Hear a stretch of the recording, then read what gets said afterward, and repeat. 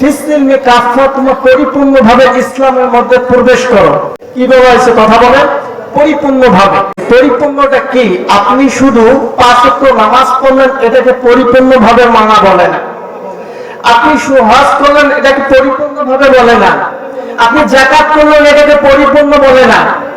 আপনি মসজিদের কোণায় বসে জিকির করবেন, এটাকে পরিপূর্ণভাবে ইসলাম মানা বলে না। আমরা যদি পরিপূর্ণভাবে ইসলাম যদি মানতে যাই, ইসলামের মধ্যে যদি আমরা প্রবেশ করতে যাই, তাহলে আমাদেরকে 5 ওয়াক্ত নামাজ পড়তে হবে এবং কোরআন বাধ্যতামূলক মানতে হবে। কথা বলে ঠিক কিনা? আপনি শুধু 5 ওয়াক্ত নামাজ পড়লেন, মসজিদের কোণায় বসে জিকির করলেন আর হজ করে আসলেন, এটাকে পরিপূর্ণভাবে মানে না।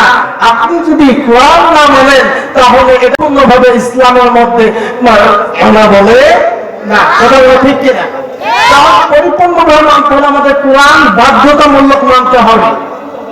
কোরআন যদি আমরা বাধ্যতামূলক মানি, তাহলে এটাকে বলা হয় পরিপূর্ণভাবে মানা।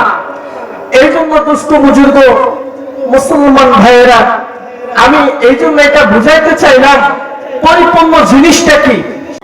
অনেকে মনে করে ইসলামটা শুধু 5 ওয়াক্ত নামাজ পড়া, রোজা রাখা, হজ রাখা, এই জন্য শুধু ইসলাম।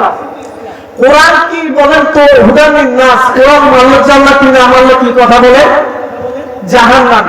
কোরআন কি শুধু আল্লাহ কি শুধু পড়ার জন্য পাঠাইছেন? কথা বলে।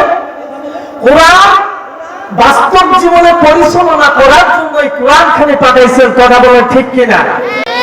এই কোরআন খানি আল্লাহ রাব্বুল আলামিন পাঠাইছেন বাস্তব জীবনে আমাদের জীবন বিধান পরিচালনা করার জন্য। আল্লাহ রাব্বুল আলামিন এই কোরআন খানি পাঠাইছেন। কথা বলে ঠিক কিনা?